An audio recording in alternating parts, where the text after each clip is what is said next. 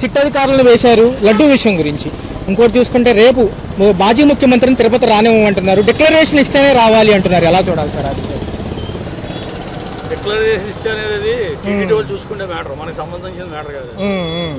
మరి హిందూ సంఘాలు కానివ్వండి, అనేక మతవాదులు కానివ్వండి ఇలా అంటున్నారు. అంతే మ్యాటర్. కావాలని రాజకీయం చేస్తున్నారు తప్ప అది దేవస్థానం వాళ్ళు చూసుకుంటారు ఎలా రావాలి ఎలా రాకూడదు, దానికి క్లారిఫికేషన్ వాళ్ళు ఇస్తారు. ఏదైతే ఉందో డిప్యూటీ సీఎం పవన్ కళ్యాణ్ గారు లడ్డు అంటే ముందుంటున్నారు, సనాతన ధర్మాన్ని కాపాడడానికి ముందుంటున్నారు.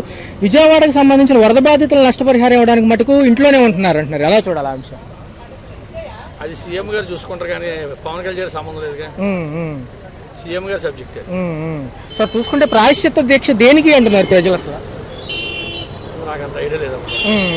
సో మరొక అంశం చూసుకున్నట్లయితే షర్మిల గారు కూడా పల్లెం పట్టుకుని నిరసన వ్యక్తం చేస్తున్నారు. గత 2 రోజులుగా వార్తల్లో కనిపిస్తున్నారు. ఎలా ఉండబోతుంది సార్ అది? ఆ అంశం ఎలా ఉండబోతుంది?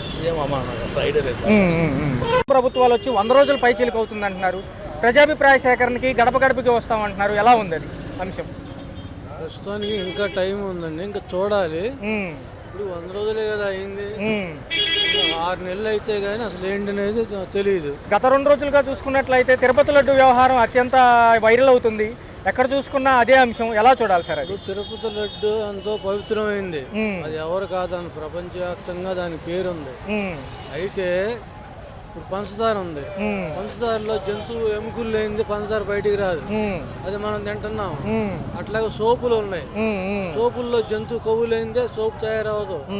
అట్లాగే కేకులు అవి మరి తింటున్నాం. అయితే ఇంట్లో కలపడం అనేది తప్పు, అయితే కలవలేదు. లారీలు వచ్చినాయి, వెనక్కి పంపించేసామని వాళ్ళు చెప్తున్నారు. ఎవరైతే ఈ అంశాన్ని లేవనెత్తిన ముఖ్యమంత్రి గారు ఊరుకోమంటున్నారు. ప్రతిపక్షాలపైన ఖచ్చితంగా చర్యలు ఉంటాయి. సిట్ అధికారులను ఈ రోజు నియమిస్తామంటున్నారు. డీజీపీ స్థాయి కంటే పై అధికారులు ఉంటారు. కొంతమంది ఒక సెక్షన్తో కూడుకున్న సెక్షన్ని నియమించి దాంట్లో ఈ యొక్క సిట్ అధికారులు ఉంటారు అంటున్నారు. ఎలా చూడాలి సార్? డీజీపీ సిట్ అధికారులు కాదండి, సిబిఐ ఎంక్వైరీ జరగాలి. సిబిఐ ఎంక్వైరీ జరిగినప్పుడు అది నిష్పక్షపాతంగా ఉంటుంది. అప్పుడు మరి నేను చూసుకుంటే భూమున ఎవరైతే ఉన్నారో గత చైర్మన్ ఎవరైతే ఉన్నారో వైవి సుబ్బారెడ్డి తర్వాత ఆయన వచ్చి ప్రమాణ స్వీకారం చేయడం జరిగింది హారత పట్టుకుని తిరుపతిలో. ఏమన్నా తప్పు జరిగితే నేను రక్తంగా కొంచెం చచ్చిపోతానని ఈయన అంటున్నారు. మరి వైవి సుబ్బారెడ్డి గారి సవాల్కి రావట్లేదని మన మంత్రి లోకేష్ గారు అంటున్నారు. ఇప్పుడు ఈయన అలా చేశారండి, ఆయనకి అంత డేర్ ఉంది, ఆయనలో తప్పులేదనే ఉద్దేశంతో ఆయన చేశారు. దాని తప్పులేదు అది, ఎందుకంటే ఆయనకి ఆ కాన్ఫిడెన్స్ ఆ విశ్వాసం ఉంది, నేను చేయలేదు, నాది ఎలాంటి తాపం లేదు, అందుకని నేను రక్తం కక్కుని చేస్తే అని అన్నాడు. వైవి సుబ్బారెడ్డి రాలేదంటే ఆయన వ్యక్తిగత విషయం, అది వస్తే మంచిదే, రాపైన ఈయన చేశాడు ఆయన బదులు, సరిపోతుంది. గత హయాంలో చూసుకున్నట్టయితే అనిమతి ప్రచారాలు కూడా జరిగినాయి కొండపైన. మొత్తం వ్యవస్థ అంతా కూడా నాశనం చేశారు ప్రతిపక్షాలు, గత మాజీ ప్రభుత్వాలని వీళ్ళు అంటున్నారు. అన్ని మత ప్రచారాలు అనేవి ఏమి ఉండవండి, మన లౌకిక రాజ్యం. ఎవరు ఇష్టం వచ్చిన మతం వాళ్ళు ప్రచారం చేసుకోవచ్చు, ఎవరు ఇష్టం వచ్చిన మతాన్ని వాళ్ళు స్వీకరించవచ్చు. మనకి ప్రాథమిక హక్కులు ఉంది, రాజ్యాంగం ఇచ్చిన ప్రాథమిక హక్కుల ప్రకారం ఎవరైనా మత ప్రచారం చేసుకోవచ్చు. అయితే బలవంతంగా మత ప్రచారం చేయడం, బలవంతం మత మార్పిడులు అనేది చేయకూడదు. గత హయాంలో 6 సంవత్సరాల క్రితం మోడీ గారి హయాంలో గోవధన ఆపే సమయంలో బీఫ్ను కూడా బ్యాన్ చేస్తామన్నప్పుడు పవన్ కళ్యాణ్ గారు ఎవరైతే గొడ్డు మాంసాన్ని బ్యాన్ చేస్తామన్నప్పుడు అది పేదలకి పరమాన్నం లాంటిది, వాళ్ళ ఆహార అలవాట్లపైన మనం ఆంక్షలు విధించకూడదు అన్నారు. ఇప్పుడేమో ఏదైతే సనాతన ధర్మాన్ని కాపాడుతానంటున్నారు. ఎలా చూడాలి సార్ ఈ 2 అంశాలు? ఆయన ఆహారానికి సనాతన ధర్మానికి సంబంధం లేదండి. ఎందుకు లేదంటే ఇప్పుడు ఆదిమానవుడు ఉన్నాడు, ఆదిమానవుడు తినిందే జంతు మాంసం, జంతు మాంసాన్ని వేటాడి దాన్ని కాల్చుకొని పచ్చిదో తిన్నాడు. అంతేగాని ఇది సనాతన ధర్మానికను ఆహారానికి సంబంధం లేదు. ఎందుకంటే ప్రపంచవ్యాప్తంగా బీఫ్ అనేది వాడుతున్నారు. చైనాలో ఉంది, చైనాలో కప్పలు తింటారు, మరి పాములు తింటారు. మరి చదివి అక్కడ ఆపత్తుగా వెళ్ళి మరి ఎవరి యొక్క ఆహారం వ్యవహారాలు, ఎవరి స్టైలు, ఎవరి లైఫ్ స్టైల్ వాళ్ళదే. మనం బీఫ్ అని కించపరచడం, లేకపోతే మటన్ మంచిదని, లేకపోతే చికెన్ మంచిదని కించపరచడం కాదు. అది ఒక పక్క చూసుకుంటే ఏదైతే వరద విపత్తుకు సంబంధించిన నష్టపరిహారాలు ఇవ్వడం, దాటవేడి చర్యం కానివ్వండి, సూపర్ 6 అమలు దాటవేసి చర్యల్లోనే కొత్త అంశాన్ని లేవనెత్తారు. డైవర్షన్ పాలిటిక్స్ అని ప్రతిపక్షాలు అంటున్నారు. సూపర్ 6 అంటే ఇచ్చాడు, ఆయన చెప్పాడు. ఒక పెన్షన్ చేశారు, మరి మిగతా చేస్తా అంటున్నారు. అది కూడా మనం చూడాలి, చూసి కానీ మనం చెప్పలేము. సో ఈ అంశానికి సంబంధించి సినీ రంగం ప్రకాష్ రాజ్ గారు మాట్లాడడం జరిగింది. మా యొక్క ధర్మాన్ని పాటించడంలో మేము మాట్లాడతాము, మీరు కామ్గా ఉండటం మంచిదని పవన్ కళ్యాణ్ గారు అన్నారు సార్. ఎలా చూడాలి? ఇది కామ్గా ఉంటుంది, ఎవరి అభిప్రాయాలు వాళ్ళు చెప్పుకుంటారు, తప్పులేదు. ఆ ప్రకాష్ రాజు గారి అభిప్రాయం ప్రకాష్ రాజు గారు చెప్పారు. అయితే అభిప్రాయం అనేది ప్రజలు ఆమోదయోగ్యంగాను ప్రజలు మెచ్చే విధంగా ఉండాలి. అభిప్రాయం చెప్పేటప్పుడు అన్పార్లమెంటరీ లాంగ్వేజ్ కానీ, అసభ్య పదజాలాలు కానీ, వేరే మతాన్ని కానీ, వేరే కులాన్ని కానీ, వేరే వర్గాన్ని కానీ, వేరే సామాజిక వర్గాలను కానీ కించపరిచే విధంగా ఉండకూడదు మన అభిప్రాయాలు. సో దీనిపైన విచారణ పారదర్శకంగా జరగాలంటే ఏం చేయాలంటారు? పారదర్శకంగా జరగాలంటే సిబిఐకి అప్పగించాలండి. Okay sir. నేను ముస్లిం. Okay sir. ఓకే, ఏం చేస్తుంటారు సార్? పేరేంటి? నా పేరు అబ్బాస్. అదే హోటల్స్ ఉన్నాయి సార్. ఎవరు వచ్చినా మనం జనాలకు ఏమి రాజ్యం బాగలేదు సార్. ఏ సీఎం వచ్చినా ఎవరు వచ్చినా జనాలకు ఇబ్బందినే పడుతున్నాయి. అప్పుడు ఆ ప్రభుత్వం ఉండే టైంకు జనాలకు మనం ఇప్పుడు కరెంట్ సీఎం ప్రభుత్వం చెప్పింది రేట్లు పెరిగినాయి. వీళ్ళు వచ్చిన తర్వాత ఏమి రేటు పెరగట్లేదా? సేమ్ ఉన్నాయి కదా, రేటు ఇంకా పెరిగిపోయినాయి రేటు. దానికి ఏం చేస్తావు సార్? ఎవరు వచ్చినా పాలన బాగలేదు. మరి కాంగ్రెస్ పార్టీనే రావాలి సార్. చూసుకున్నట్లయితే షర్మిల గారు కూడా నిరసన ప్రకటిస్తున్నారు పల్లెం పట్టుకుని. కాంగ్రెస్ పార్టీకి ఈసారి ఏపీలో ఎలా ఉండబోతుంది అంటారు రాబోయే కాలం? నెక్స్ట్ నేను అనుకుంటాను కాంగ్రెస్ పార్టీనే వస్తుంది సార్. కాంగ్రెస్ పార్టీ రావాలి, మోస్ట్లీ కాంగ్రెస్ పార్టీ రావాల్సిందే. ఇంకొక విషయం కూడా జరుగుతుంది సార్, ఒకవేళ వైసీపీని కనుక కాంగ్రెస్ లో విలీనం చేస్తే స్ట్రెంత్ ఎలా ఉంటుంది అంటారు ఈసారి? ఈగో క్లాష్ అవుతుంది సార్, దాంట్లో వేస్ట్ అది. ఎందుకు అంటే మనం జగన్ సరుగు, షర్మిల సరుగు, అక్కడ సోనియా గాంధీ సరుగు, రాహుల్ గాంధీ సరుగు వాళ్ళకు పడదు, అందుకు బయట వచ్చేసారా కదా వీళ్ళు.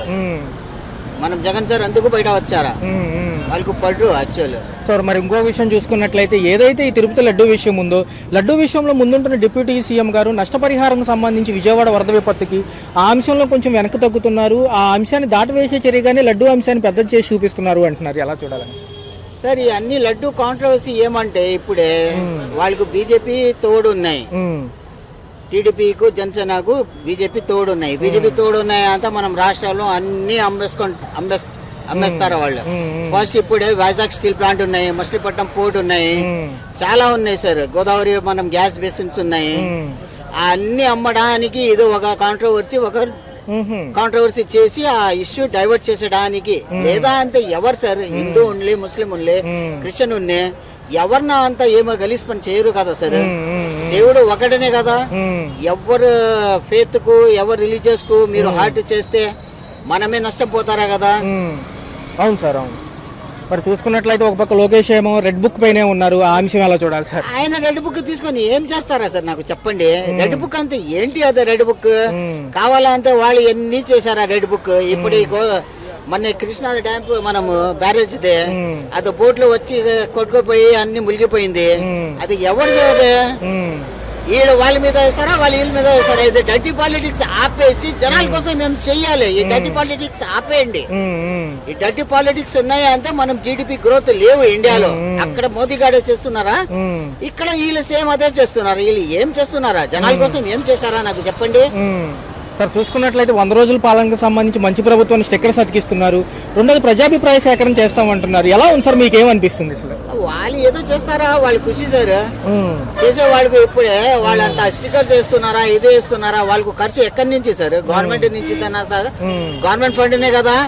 విజయవాడ మునిగిపోయింది, దానికి ఏం చేయట్లేదు. అది స్టిక్కర్స్ అంటించి ఏం చేస్తారా సార్? వాళ్ళు చేసేది ఏమున్నాయి సార్? స్టిక్కర్ మీరు స్టిక్కర్ అంటిస్తే ఏంటి? అంత డబ్బులు ఎక్కడి నుంచి వస్తాయి? గవర్నమెంట్ ఖజానాన్ని కదా అది. ఆ డబ్బునే మీరు ఫ్లడ్ కు లేదా ఎవరు పేదవాళ్ళు ఉన్నారో వాళ్ళకు హెల్ప్ చేయండి. మీరు ఫస్ట్ 6 హామీలు ఇచ్చారు, అదే అమలు చేయకుండా 100 రోజు పాలన అంటే ఏం చేస్తారా వాళ్ళు? 100 రోజు పాలనకు ఇదే అంశానికి సంబంధించి గత హామీలు 100 రోజుల్లో ఒక్క హామీలు ఏదో వాళ్ళు ఏదో చేశారా? గ్యాస్ సిలిండర్ ఫ్రీ చెప్పారా? బస్సు ఫ్రీ చెప్పారా? ఏం చేశారా? 100 రోజు పాలన అంతే. ఏదో ఒక హామీ సరిగ్గా పెట్టేసి సరే మేము ఇది హామీ చేసావు, 100 రోజులు ఇది చేసావు అంతా అదే ఒప్పుకుంటారా జనాలు? ప్రజలు ఏం చెప్తారా వాళ్ళకు? సార్ చూసుకున్నట్లయితే గత ప్రభుత్వంలో నవరత్నాలు తీసుకొచ్చారు వాళ్ళు, ఇప్పుడు ఏం సూపర్ 6 అంటున్నారు. అమలు వైపుగా ఎలా ఉండబోతుంది అంటే ఎవ్వరు ఉంటారా ఏం చేస్తారా సార్ అమలు వైపు ఏం చెప్తారా అది నో కామెంట్స్ దానిపైన. సో రేపు తిరుపతి రానివ్వమని వాళ్ళు వెళ్తామని వీళ్ళు చూస్తున్నారు, ఎలా చూస్తున్నారు సార్? నేను ఒక మాట చెప్తున్నా సార్, టీడీపీ వాళ్ళకు లేదా ఎవ్వరు ఉంటే మీరు ఇప్పుడే జనాలకు లడ్డు కల్తీ ఉన్నాయి అంటారా? కల్తీ ఉంటే వైసీపీ లేదా కాంగ్రెస్ లేదా ఎవ్వరు నష్టపోదు, పోయేదే మనమే నష్టము. ఎందుకు అంటే వచ్చే వాళ్ళు ఎంత డెవటీస్ ఉంటారా బయట నుంచి, వాళ్ళు కూడా రావు, వాళ్ళు వచ్చేది ఆయం కూడా మనకు వెళ్ళిపోతుంది. అదో ఒక గుర్తు పెట్టుకోమని చెప్పండి ఆయనకు. Okay sir, okay. అంత హీనంగా మాట్లాడితే అంత అది బెటర్ కాదు. సీఎం గారు అంత పెద్ద మంచి ఉన్నారు, 72 years సీఎం గారు ఉన్నారు, వాళ్ళకు కొద్దిగా ఆలోచించాలి, ఆలోచించి మాట్లాడాలి. డిప్యూటీ సీఎం గారు ఏమంటున్నారు అంటే దీక్షలో ఉంటున్నారు. ఎందుకు దీక్ష సార్ ఇప్పుడు అంత అర్జెంట్ గా? అనేక సమస్యలు ఉన్నాయి ప్రజలకు అంటున్నారు ప్రజలు. ఏం చెప్పారా మీరు అర్థం కాదు, ఏం చెప్పారా మళ్ళీ? అదే సార్, యాక్చువల్గా ఏంటంటే ఇప్పుడు ఈ లడ్డు విషయాని కోసం కనకదుర్గం గుడిలో మెట్ల పూజ చేసిన తర్వాత డిప్యూటీ సీఎం గారు దీక్షలో 11 రోజులు ఉండడం జరిగింది. 2వ తారీఖు తిరుపతి వెళ్ళిపోయి ప్రాయశ్చిత్త దీక్ష అంటున్నారు. అసలు ప్రాయశ్చిత్త దీక్ష దేనికోసం, ఎవరి కోసం అంటున్నారు ప్రజలు? అది ఆయనకు తెలియాలి, ప్రజలకు తెలియాలి. నేను ఏం చెప్పిన సార్, మాజీ ముఖ్యమంత్రి గారు ఉన్నారు, ఆయన తిరుపతి వెళ్ళాలి అంటే కనుక డిక్లరేషన్ ఫామ్ ఇచ్చాకే వెంకన్న దర్శనం చేసుకోవడానికి అనుమతులు ఇస్తామంటున్నారు. అది ఎంతవరకు సమంజసం అంటారు? దేవుడి దగ్గరికి ఎవరైనా వెళ్ళవచ్చు. There is no difference for any person. God is for all, not only one person, any person. దేవుడి దగ్గరికి ఎవరైనా వెళ్ళవచ్చు. సార్ ఒక్క నిమిషం సార్, వెళ్ళిపోతుంది. ఒక్క నిమిషం sir.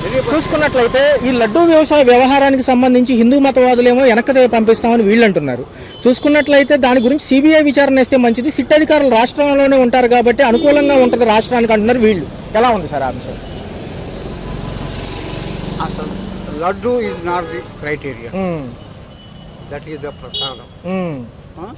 That is not at the main thing. Laddu is very minor. You are not at all considered this one. Better to my personal opinion, better to enquire Supreme Court judge.